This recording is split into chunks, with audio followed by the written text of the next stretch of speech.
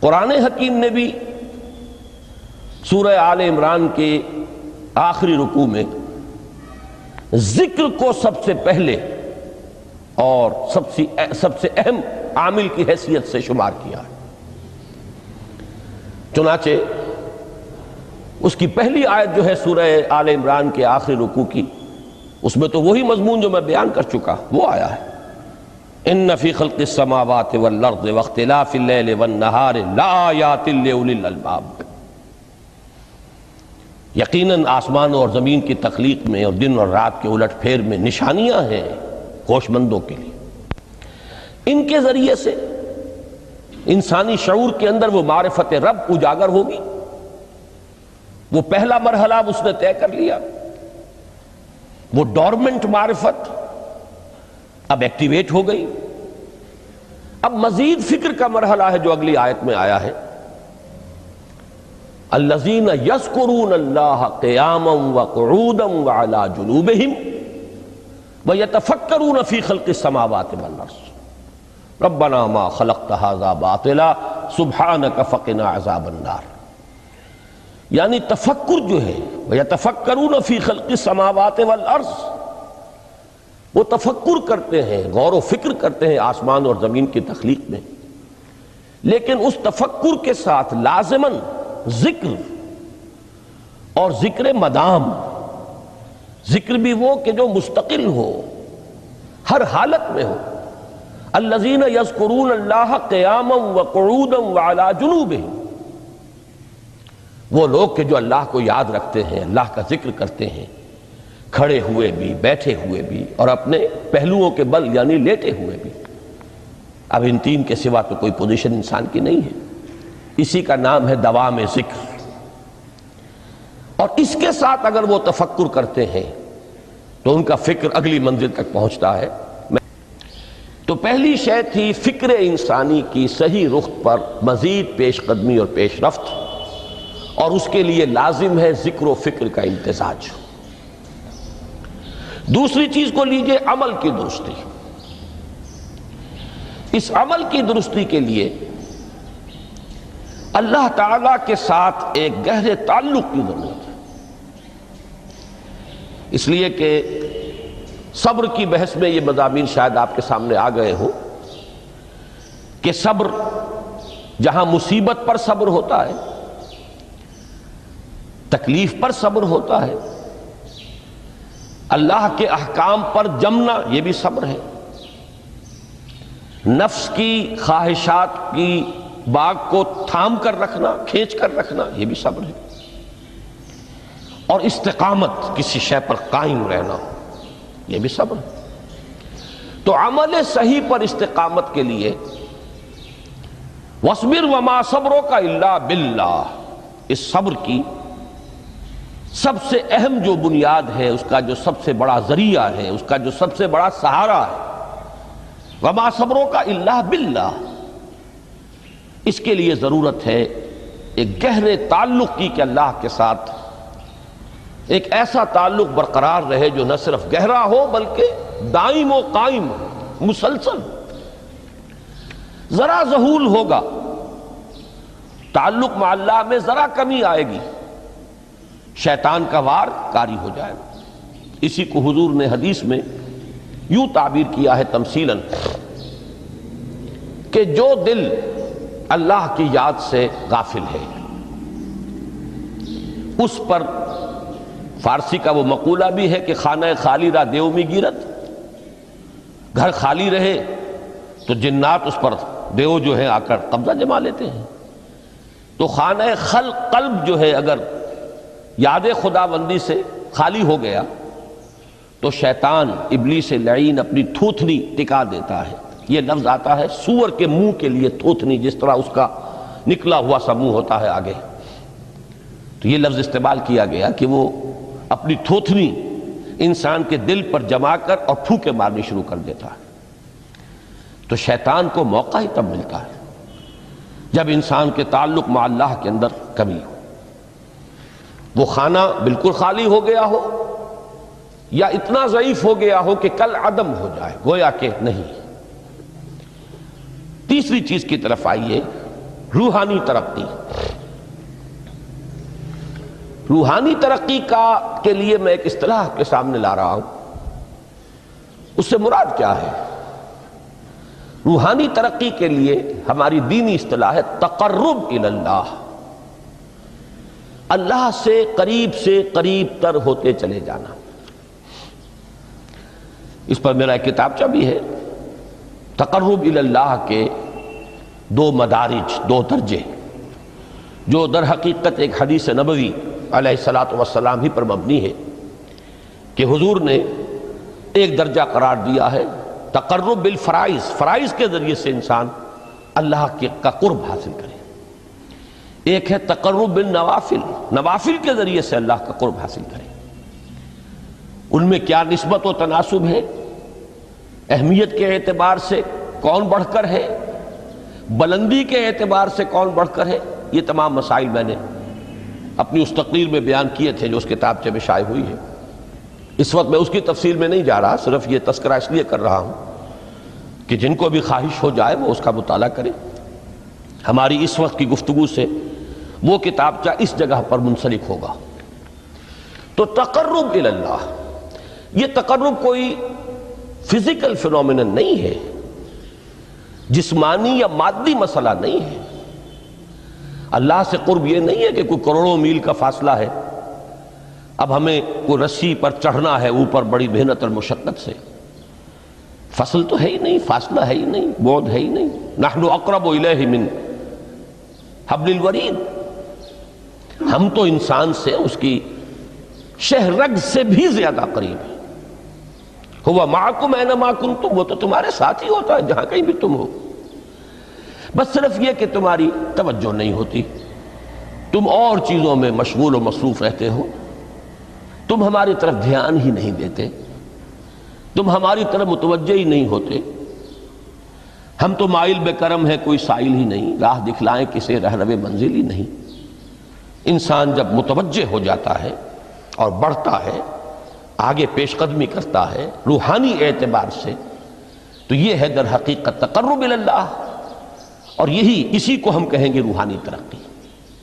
اب ان تین چیزوں کو اگر آپ نے ذہن میں جما لیا، پھر میری بات کی ترتیب اس کو ذہن میں قائم کیجئے. ہم چلے کہاں سے؟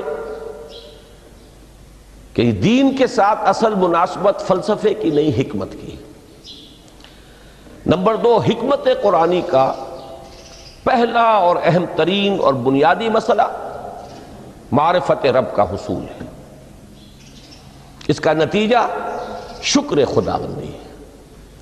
اس کا ذریعہ آیات آفاقی، آیات انفسی، اور سب سے بڑھ کر آیات قرآنیہ ہیں جو الذکر ہے، جو تذکرہ ہے، جو ذکرہ ہے. لیکن اس پہلے مرحلے کو اگر کوئی انسان بفضل ہی تعالی، اللہ کے فضل و کرم سے طے کر لے، اب اس کے سامنے تین مسئلے. فکر کی مزید پیش رفت، مزید پیش قدمی صحیح رخ پر، اس کے لیے ذکر اور فکر دونوں کا امتزاج لازمی ہے. فقر قرآن اختلاط ذکر و فکر. الذین یذکرون اللہ قیاما وقعودا وعلی جنوبہم ویتفکرون فی خلق السماوات والارض. دوسری شے عمل کا درست رہنا، نہ افراط و تفریط ہو، عدم توازن ہو، نہ انسان نفس سے مغلوب ہو جائے، نہ انسان جذبات کی رو میں اندھا ہو جائے، نہ انسان ماحول سے مرعوب ہو کر متاثر ہو جائے. صحیح رخ پر اس کا عمل. نمبر 3، روحانی ترقی، جو اصل حاصل ہے، جو اصل مقصود ہے. نمبر 2 چیز کے لیے تعلق مع اللہ ضروری، نمبر 3 کے لیے تقرب الی اللہ ضروری. اب غور کیجئے، ان تینوں چیزوں کا بڑا گہرا تعلق ہے نماز کے ساتھ. ان تینوں کے لیے ستون کی حیثیت نماز کو ہے. لہذا ایمان کے بعد یا معرفت رب کے بعد حکمت دین کا اہم ترین مسئلہ نماز، صلاۃ. اس لیے کہ ایک طرف یہ انسان کو اللہ کے ساتھ ایک گہرے تعلق کا ذریعہ فراہم کرتی ہے.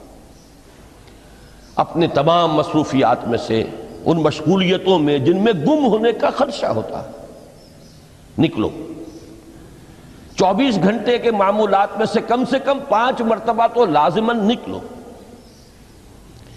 اور اپنے آپ کو ذرا، اپنے حواس کو بھی، اپنی باطنی کیفیات کو بھی ذرا تازہ کرو۔ اگر کوئی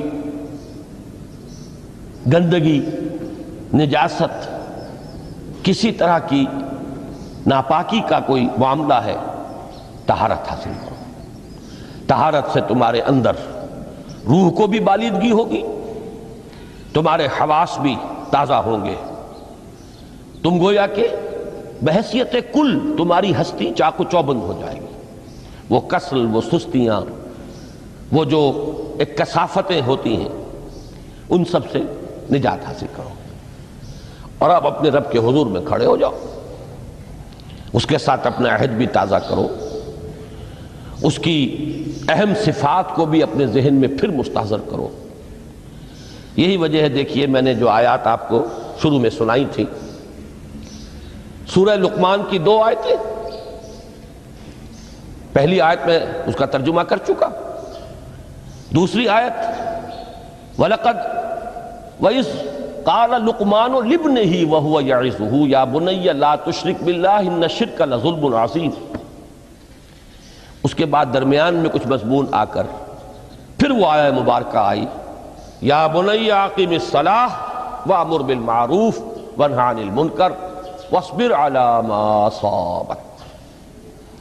گویا کہ اہم ترین چیز، بنیادی ترین چیز، اللہ کو محض پہچان لینا کافی نہیں ہے، یاد رکھنا ضروری ہے۔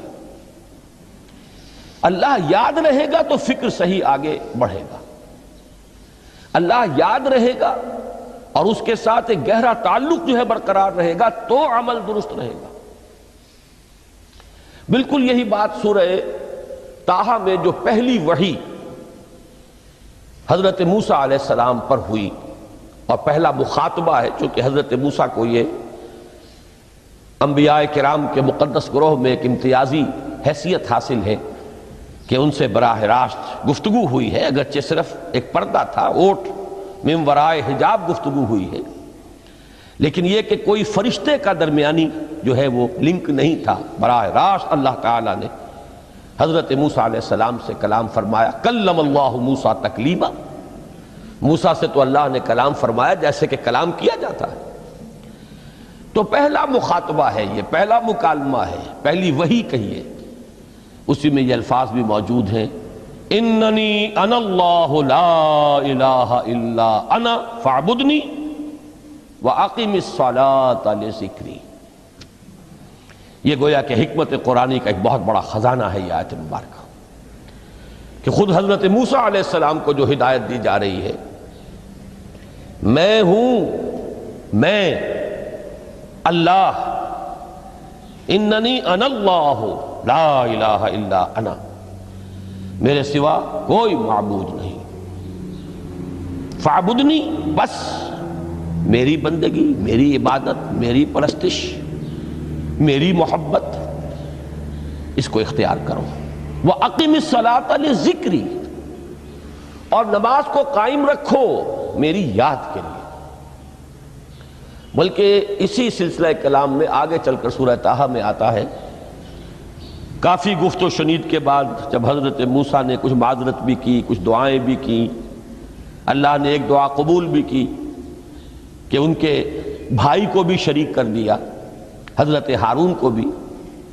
اس کے بعد پھر جب فرمایا کہ اب جاؤ فرعون کی طرف، تو اس میں فرمایا وَلَا تَنِيَا فِي ذِكْرِي، اور دیکھنا یہ جو عظیم مشن تمہارے کندھے پر آ گیا ہے، بڑا بھاری اور کٹھن ایک فرض ہے جو تم پر عائد ہو گیا ہے، اس کے لیے سب سے بڑی تمہارے پاس جو قوت کا ذریعہ ہے وہ نماز ہے۔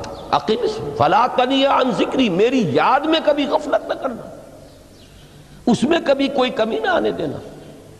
جیسا کہ میں نے عرض کیا تھا کہ جیسے ہی وہ تعلق جو ہے کمزور پڑتا ہے یا منقطع ہو جائے معاذ اللہ، تو پھر انسان گویا کہ شیطان کے لیے ایک لقمہ تر بن جاتا ہے۔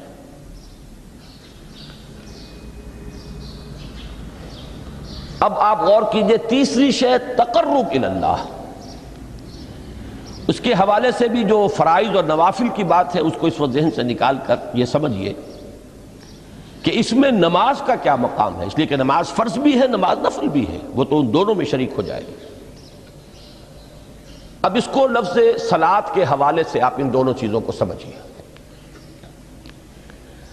صاد لام واو یا یہ چونکہ حروف علت ایک دوسرے سے بدلتے رہتے ہیں، یہ جو مادہ ہے اس کی جو خالص لغوی اصل ہے، جو خالص عربی زبان میں اس کا بنیادی مفہوم ہے، وہ آگ جلانا یا آگ تاپنا یا آگ سینکنا، حرارت حاصل کرنا۔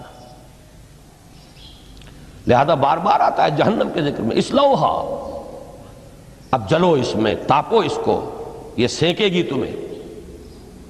بلکہ تفتلون کا لفظ آیا ہے حضرت موسیٰ کے کلام میں، جب وہ گئے تھے کوہ طور پر، جب پہنچ گئے تو تھے آگ تک کی تلاش میں، لعلکم تفتلون، تو اپنے اہل خانہ سے یہی کہا تھا کہ مجھے کہیں وہ روشنی نظر آ رہی ہے، غالباً کوئی وہاں سے آگ مل سکے گی، ورنہ یہ کہ کوئی رہنمائی کو رستہ مجھے مل سکے گا، میں وہ آگ لے آؤں گا، کوئی چنگاری وہاں سے لے آؤں، لعلکم تفتلون، تاکہ تم، اب یہ اصطلاح در حقیقت باب افتعال ہے، اور یہ تے یہاں پر توئے کی شکل اختیار کر گئی، تا نے توبن کی صورت اختیار کی صاد کی وجہ سے۔ بہرحال اس کا سب سے بنیادی مفہوم جو ہے وہ ہے تاپنا، سکائی حاصل کرنا، حرارت۔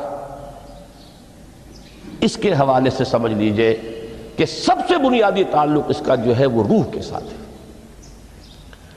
روح میں محبت خداوندی کی آگ اگر ٹھنڈی پڑ گئی ہو، اگر محبت خداوندی کی حرارت میں کمی ہو رہی ہو، تو اس کو اثر نو، جس کو کہ میں آج سوچ رہا تھا تو ایک لفظ ذہن میں آیا کہ جیسے بیٹری اس کو ریچارج کیا جاتا ہے، اسی طریقے سے روح کے اندر محبت خداوندی کی اس حرارت کو اثر نو تازہ کرنا، یہ ہے در حقیقت نماز کا اصل مقصد۔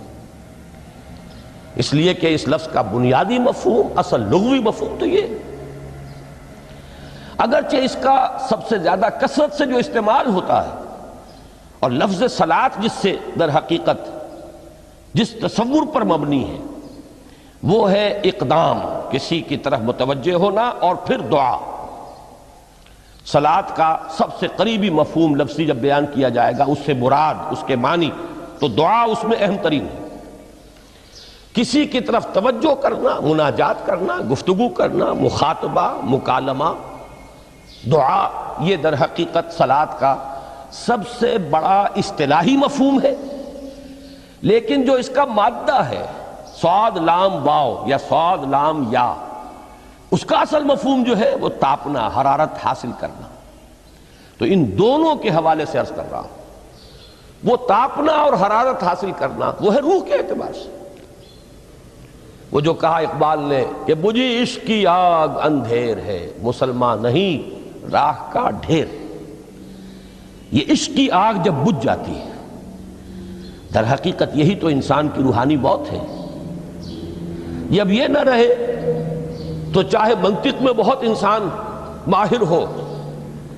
مجھے اقبال کا ایک شعر یاد آیا ہے تقابل کرتے ہوئے، ایک انسان محکوم اور ایک انسان حر، آزاد انسان، ان کی نفسیات میں جو بنیادی فرق علامہ اقبال نے مختلف مواقع پر بیان کیے ہیں۔ محکوم ہے بیگانہ اخلاص و مروت، ہر چند کے منطق کی دلیلوں میں ہے چالاک۔ تو منطق کی دلیلوں میں انسان چالاک ہو جائے اور وہ لغت ہائے حجازی کا وہ ایک خزانہ بن جائے، اسے تمام الفاظ کے معنی یاد ہوں، وہ بڑے مسائل فقہ کے اسے ازبر ہوں، جزیات، بے انتہا جزیات جو ہیں وہ مستحضر ہوں، فلسفے کے بڑے بڑے مسئلے اس نے حل کر لیے ہوں، لیکن اگر روح میں وہ اللہ کی محبت کی آگ نہیں ہے، وہ تپش نہیں، بجھی عشق کی آگ اندھیر ہے، مسلمان نہیں راہ کا ڈھیر۔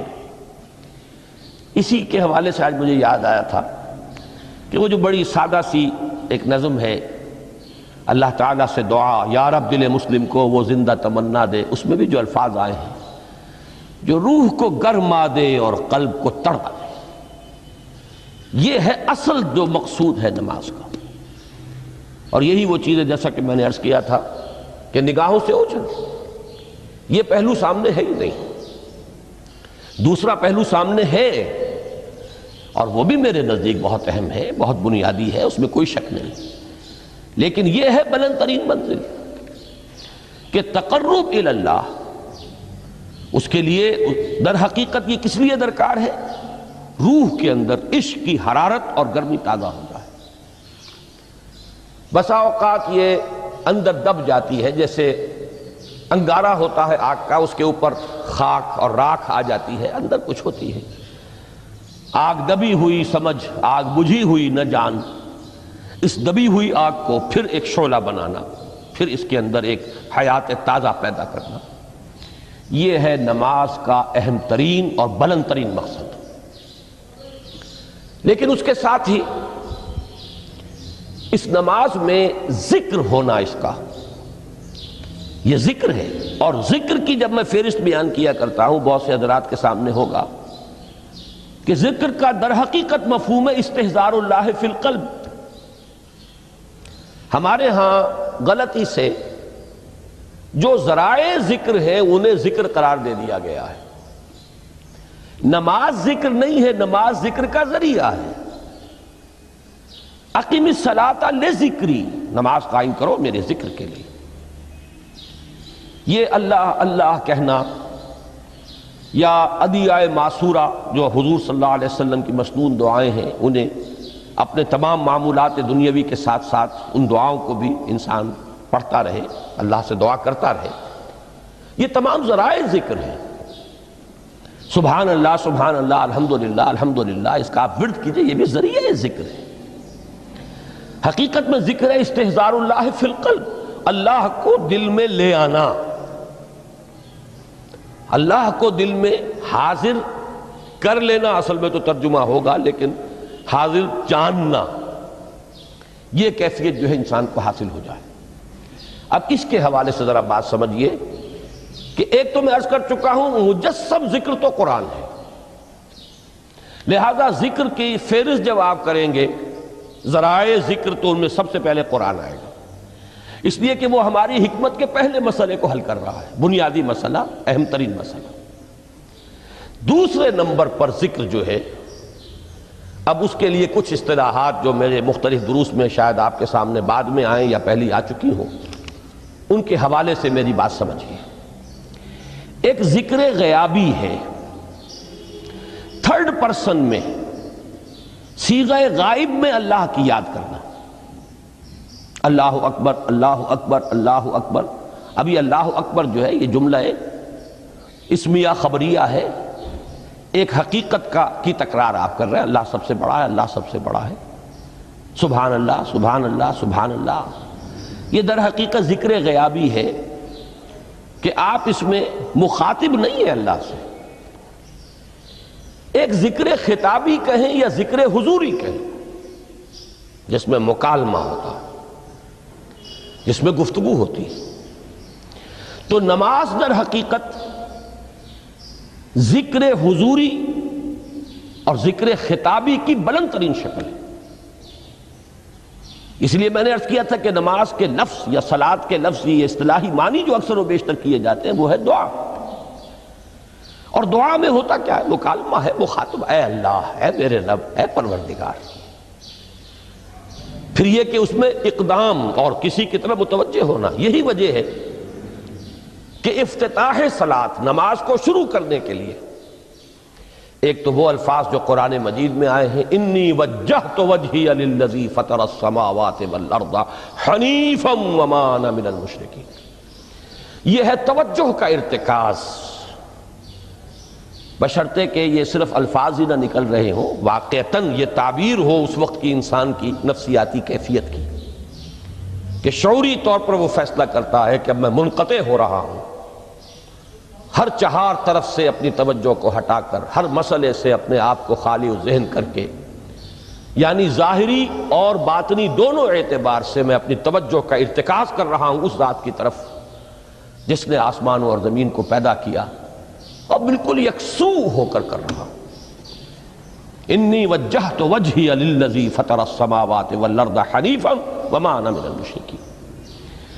اور دوسری وہ جو دعا جس سے ہم افتتاح کرتے ہیں اپنی نماز کا، دیکھیں اس میں خطاب کا کس قدر اہتمام، وہاں سبحان اللہ نہیں ہے، سبحانک اللہم، پاک ہے تو اے رب ہمارے، وبحمدک وتبارک اسمک وتعالی جدک۔ اب آپ غور کر رہے ہیں، یہ ہے تخاطب، براہ راست مخاطب ہونا ہو رہی ہے۔ تو سب سے پہلی بات تو یہ ہوئی کہ ذکر کی ایک شکل ہے ذکر غیابی، دوسری ذکر حضوری، اور ذکر حضوری یا ذکر خطابی کی بلند ترین منزل، بلند ترین اس کا ذریعہ نماز۔ اس کو ایک پہلو سے اور سمجھ لیجئے، سورہ فاتحہ جب پھر ہم پڑھتے ہیں جسے الصلاۃ کہا گیا ہے، جو لب لباب ہے، خلاصہ ہے، اس میں پھر تدریجاً غیاب سے حضور کی طرف پیش قدمی ہوتی ہے۔ الحمدللہ رب العالمین الرحمن الرحیم مالک یوم الدین، یہ ذکر غیابی ہے، اس میں ابھی خطاب نہیں آیا، یہ وہی جملہ اسمیہ ہے۔ کل تعریف اس اللہ کے لیے ہے جو تمام جہانوں کا پروردگار ہے، مالک ہے، جو رحمان ہے، رحیم ہے، جزا و سزا کے دن کا مختار و مالک ہے۔ اب یہ غیاب سے حضور کی طرف، ایاک نعبد و ایاک نستعین اہدنا الصراط المستقیم، یہ ہے وہ۔ اب پہلے ایک معاہدہ ہے، ایک اقرار ہے، اعتراف ہے، وعدہ ہے، اور پھر دعا ہے، استدعا ہے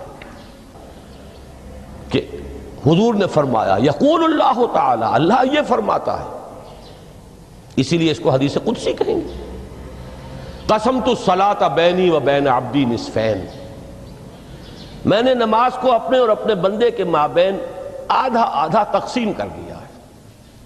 اب یہاں تک تو جملہ ہے اللہ کا، یہ ہے حدیث قدسی۔ اب آگے جو ہے نریشن اس کی جو ہے حضور صلی اللہ علیہ وسلم کی جانب سے ہے، یعنی خبر دے رہے ہیں وہ اللہ کی طرف سے ہی۔ ویسے تو تمام احادیث ہی گویا کہ ہم سمجھتے ہیں انسپائرڈ تو اللہ کی طرف سے ہی ہے، لیکن یہ کہ جہاں صراحت ہو کہ اللہ کہتا ہے وہ حدیث قدسی ہے۔ تو یقول اللہ تعالی قسمت الصلاۃ بینی و بین عبدی نصفین، یہاں تک تو حدیث قدسی ہے۔ اب دوسری عام حدیث ہے، اذا قال العبد الحمد للہ رب العالمین یقول اللہ تعالی حمدنی عبدی، جب بندہ کہتا ہے الحمدللہ رب العالمین، پروردگار کہتا ہے میرے بندے نے میری حمد کی۔ جب بندہ کہتا ہے الرحمن الرحیم، پروردگار فرماتا ہے اثنا علی عبدی، میرے بندے نے میری ثنا کی، بڑی تعریف کی۔ جب بندہ کہتا ہے مالک یوم الدین، اللہ فرماتا ہے مجدنی عبدی، میرے بندے نے میری بڑی بزرگی بیان کی ہے، تمجید کی ہے۔ پھر جب بندہ کہتا ہے ایاک نعبد و ایاک نستعین، اللہ فرماتا ہے ھذا ما بینی و بین عبدی ولعبدی ما سأل، یہ ہے میرے اور میرے بندے کے درمیان۔ یہ تو معاہدہ ہے نا، معاہدے میں تو دو فریق جکڑے جاتے ہیں، بند جاتے ہیں، یہ میرے اور میرے بندے کے درمیان ہے، اور میرے بندے نے جو طلب کیا میں نے دیا، اس لیے کہ اس میں طلب بھی تو ہے، ایاک نستعین، تیری مدد چاہتے ہیں، یہ طلب ہے۔ اسی کی شرح ہے جو اب آخری تین آیتیں ہیں، پروردگار ہم تیری مدد چاہتے ہیں، پروردگار ہم تیری ہی بندگی کرتے ہیں اور کریں گے، اور تیری ہی مدد چاہتے ہیں، چاہیں گے۔ اگر حال میں اس کا ترجمہ کریں گے، زمانہ حال کے اعتبار سے، اس لیے کہ فعل مضارع میں تو دونوں موجود ہیں، شامل ہیں، تو یہ ایک اعتراف ہے، اظہار حال ہے۔ اللہ کرے کہ وہ واقعتاً صحیح اظہار حال ہو، ہم واقعی اللہ کی بندگی کرتے ہوئے یہ کہیں کہ ایاک نعبد، ورنہ اگر ہماری اصل صورتحال سے وہ مطابقت نہ رکھتا ہو تو پھر تو ایک طرح کا جھوٹ ہو جائے گا، غلط بیانی ہو جائے گی۔ ایاک نعبد، تیری ہی بندگی کرتے ہیں، اور مستقبل میں کیجئے، کریں گے، یہ ہے عہد، تیری ہی مدد چاہتے ہیں، تجھی سے مدد طلب کرتے ہیں، تجھی سے مدد چاہتے رہیں گے۔ اس کے لیے فرمایا وَلِعَبْدِ مَا سَأَلَ، اور پھر اس کے بعد وہ استدعا ہے اهدنا الصراط المستقیم صراط الذین انعمت علیہم غیر المغضوب علیہم ولا الضالین۔ اس حدیث میں اس کو ایک ہی جملے کو لیا گیا ہے، ایک ہی جملے کی حیثیت سے۔ جب بندہ یہ کہتا ہے تو اللہ فرماتا ہے ھذا لعبدی ولعبدی ما سأل، یہ خالص میرے بندے کے لیے ہے، اس بندے نے ایک درخواست پیش کی ہے اور میں نے گرانٹ کی، وہ اپلیکیشن، وہ ریکویسٹ گرانٹڈ ہم نے دے دی، ولعبدی ما سأل۔ یہ ہے اس کی تاثیر کا عالم، بشرطے کے معاملہ وہ شعور کے ساتھ، بشرطے کے مطابقت ہو ظاہر اور باطن کی، بشرطے کے مطابقت ہو قول اور فعل کی، تو اس کا اتنا اونچا مقام ہے کہ ایک ایک جملہ ادھر ادا ہوا، ادھر اللہ کی طرف سے ریسپانس مل رہی ہے۔ افلاک سے آتا ہے نالوں کا جواب آخر، اٹھتے ہیں حجاب آخر، کرتے ہیں خطاب آخر،